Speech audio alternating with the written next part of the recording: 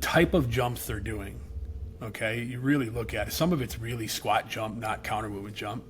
So we look at some of those things and whether it's short coupling, long coupling, all that kind of stuff. The endurance factor, because their long program is 3 minutes, and they sometimes have to hit a quad or a triple towards the end of that. And there's tons of lactate and fatigue. So local muscular endurance versus VO2 max, we worked on that a lot with them. And the thing that's the biggest challenge is rotational speed. You'd think doing Russian twists or back extensions and this stuff would help. It doesn't. And it's kind of an innate thing they have, but it's one of the number one factors. We all know we can improve vertical and stuff, and on the ice it's a little harder, and we've done a good job of it. But getting them to rotate faster and hold that rotation, that's unique. If someone can figure that out, they're going to make a lot of money. So is that just all isometric strength? Like hearing you say that, like is that almost the same as like a jiu-jitsu person? Pretty similar. It's in that. That's the kind of stuff we started doing to just get them to hold that isometrically, and not really worry about the rotate, but just don't come undone, right? Don't change the centrifugal force by coming undone a little bit. The weaker kids come undone a little bit. So we're doing stuff like that, and I mean, anecdotally, it worked. And we've got some 12-year-old, 13-year-old figure skaters that are doing pretty well that we're working with between. Really hitting those categories, making sure they have enough muscular endurance, which is real mitochondria health in the quads and the glutes, because we test their VO2 max, and some of them are off the roof, yet they still fatigue 2 minutes in. How do you test it? What's your test? The watt bike. I'll put them on a 3 minute. So what we do is we'll take body weight in kilograms times 5, and that numbers tells me the watts I want you to hold for 3 minutes. Body weight in kilograms. Yep. Times 5. Times 5, yeah. Is the watts that you want them to hit for 3 minutes? Hold that. I'll get them to that wattage on the watt bike, and I say hold it for 3 minutes now. And it's a pretty brutal test. But that what bike are you guys using? Just the whatever watt bike is, whatever the main brand is. Yeah. I like it. I think it's really good. So I think there's two different things. Same with football, same with field sports, same with hockey. VO2 max is one thing, but local muscular endurance, the size and the health of that mitochondria, can you really push limits of fatigue through local muscular endurance to where they don't fatigue? Like that's one thing I take pride in. My athletes don't fatigue. Whether it's a modern day football player, high school football player, our DNs just go. They have motors, man. They do not quit for 4 quarters. Our D linemen, it's unbelievable. Our DBs, they're flying around the field because between VO2 max and local muscular endurance, I take care of that. I think that's very important to give athletes, that type of bucket, right? When I heard you talk about landing the quad, it made me think strength coaches that love the program, snap downs. Like there's no way you're doing snap downs with your athletes. No way. This just, because you talked about coming down from a quad on a single leg on a blade. Like, is there research out there on the ground reaction forces from landing with that much centrifugal force and rotation? Yeah. Like, what is it? Yeah. I don't know the exact numbers. What it is, it's pretty high. I mean, I know on the hamstring and the upper hamstring and the glute, landing off a throw when the girls are being thrown, it's like 5 times. It's like 5 or 6 times body weight. Like when you see this couple here, Alexa Kernam and Brandon Frazier, when you see him throw her in the air, 15, 20 feet in the air, and she does 2-3 spins and lands on one foot eccentrically. Yeah. Quick break from the show to remind you to hit that like and subscribe button. It helps us out and it helps you be notified when we have new content get released. So again, please hit that like and subscribe button if you enjoy this content. And with that, let's get back to the show.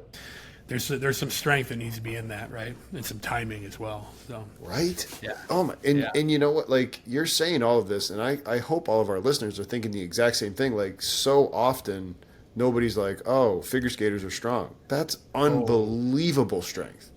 Oh, I mean, the isometric strength, the concentric strength they have to display is incredible. Plus the athleticism. It all boils down to kind of what Dan Paff was kind of saying in one of the ones you did recently with him. I think that for any sport or any sporting movement, you have to, or at least the athletic moves, whether it's jumping, running, throwing, kicking, whatever, right? You have to, as whether you're a strength coach or you want to be more in the performance coach and be all to the athlete where you're measuring everything. Like Dan gets that, he gets to cook the whole meal and grocery shop, right, and do that. So I think you have to first have a biomechanical model of how you think, within guardrails of how this athlete needs to move. And then you need to have a physical model of what types of strengths, what types of elasticity or types of contractions, types of angles they need to get in, right? As well as the biomechanical model. And then you can start playing with what's the limiting factor. Is it a physical factor or a technical factor that's going on here, right? So I think, that's always what I've been lucky enough to be in the industry long enough to have biomechanical guys I can call, or have someone that's world champion figure skaters that are retired, and talk to them and say, what did you think? What was your mechanical model? What did you think this jump had to be, where the knee has to be, where the hands need to be, all that type of stuff. And when you study that, then you can start looking at things to train, right? Outside of just the general prep stuff. So yeah, and hearing you say that makes me wonder, kind of very similar to, you talked about swim being an early specialization, gymnastics, these sports where, because it is so specialized, do you think that this is one of those sports where if there's another strength coach out there listening, they're like, hey, they're new to it, is this one of the sports where the sport coach should have just complete say in what goes on? Because people talk about high performance and strength coach planning practice, blah blah blah, but like, how do you break down technical, tactical, small sided games, all these things that we've talked about on the show before, and our guests have, but how you can't do that as the strength coach? Like, you really have to lean on the sport coach. Yeah, big rub in the figure skating world, even in the hockey world a little bit. The more technical the sport, hockey, quarterbacks, right? We do a lot of quarterbacks. We work with a lot of NFL and successful high school quarterbacks we work with. The more technical it is, the more control I think you need to have as a performance coach, and maybe monitor everything, because there's a big rub in the figure skating world between coaches that do not want their athletes sore on the ice, do not want them fatigued on the ice because of all the technical and choreography that needs to be nailed and skill sets developed constantly, because you have a small window. It's early specialization. So they're always complaining about strength conditioning guys. Strength conditioning guys are always complaining about you're doing too much on ice. They're fatigued. They can't get stronger. So, I partnered with the coaches, and we were meeting constantly, like every day meeting. I'd go out on the ice and watch them and talk. And so it was a big collaboration to get in an early specialization sport or a high skill sport like quarterbacking. You got to collaborate. You cannot be a silo, just kind of, he needs strength, he needs rotator cuff strength, he needs hip rotation. I'm going to give him that, right? Yeah. And then I hope it's going to work. It takes, if you really want performance, you want someone performing at their best, you're going to have to collaborate big time, or take it over yourself and understand all that stuff. Like I said, Dan, some of the best guys in track, they get the, grocery shop and cook the meal themselves, right? So, because they control everything. And that's kind of the path I've taken. And I've known Dan, I've met him since the 90s, right? I was on the track in Oregon, when he was coaching and stuff like that. So it's kind of a, there's so many things to learn in this field. I've got my model of performance that we look at, but I was telling a younger strength coach this the other day that, by the time you learn about rehab, by the time you learn about biomechanics, all the different training methodologies and contractions and jumping and, all the types of jumps you can give people and progressing all this stuff. And then you want to work on some psychological or tactical stuff if you're giving me that. Taking a quick break from the show to talk to you guys about our sponsor, TeamBuildr. If you have any online training platform needs, TeamBuildr is the go-to place. TeamBuildr has the ability to integrate with velocity-based training tools. They have the ability to program and have notes and videos for all of your athletes and your clients. This is your number one stop shop. Been using it since 2019 when I was working at Towson. So I've used it, love it. Make sure you check it out. Go ahead, click the link down in the description. And with that, let's get back to the show.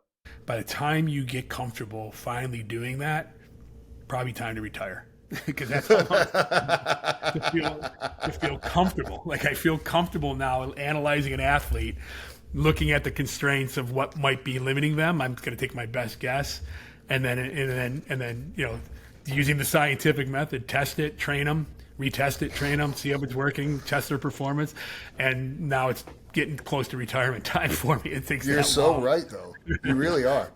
Yeah. Fuck, you hit the nail on or the you head. could go the other, or you could go the other route and say, I get them strong, I get them healthy, and you do what you want with them. Right? That's another way to look at it. I didn't choose that path. I chose the other path. So, blending blending the figure skating and ice hockey world. What are, we've had Anthony Donskoff on and did a presentation on biomechanical stuff for hockey. For me to learn it better and for our other listeners out there, like, I feel like everybody talks about groin strength, or what are some just basic, you mentioned Dan, heuristics for figure skating, blending it into then, okay, this is heuristics for hockey, your guiding principles. Well, power. Okay, power.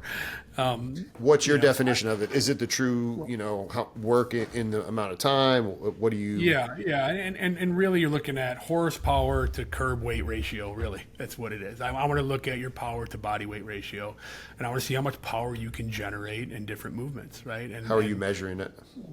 We have force plates. We've got all stuff like that. We can look at different impulse and power, propulsive power, asymmetrical stuff, and I look at that. I think first my approach is I still honestly, maybe a little more rare at the upper level but I still build an athlete first. I look at their athletic movements and how they move. Hockey players when they first get off the ice, and this is a big knock that I challenge. A lot of hockey coaches or hockey trainers back east and stuff. Hockey players can't sprint. They run like retards, right? I'm like, come see mine. I go, come see mine.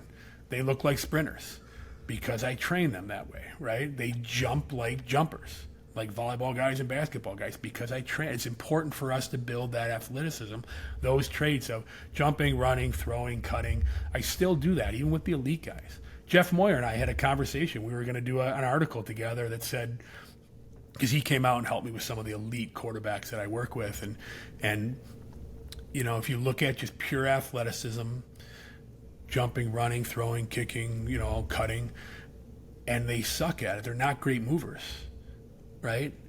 And does that mean you're a great athlete? Because you're performing at a high level tactically and technically, but you're not that good athletically. Are you a great athlete? Or do you consider someone a great athlete because they can do it all, right? They can do everything. They can run, they can jump, they can cut, they can do everything really, really well.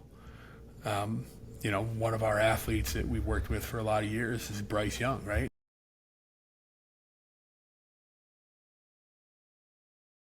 Congratulations on making it to the end of the video. Why don't you celebrate by watching more videos just like it? You can also help us on our quest to placate the algorithm gods by liking, sharing, subscribing, and commenting. Thank you.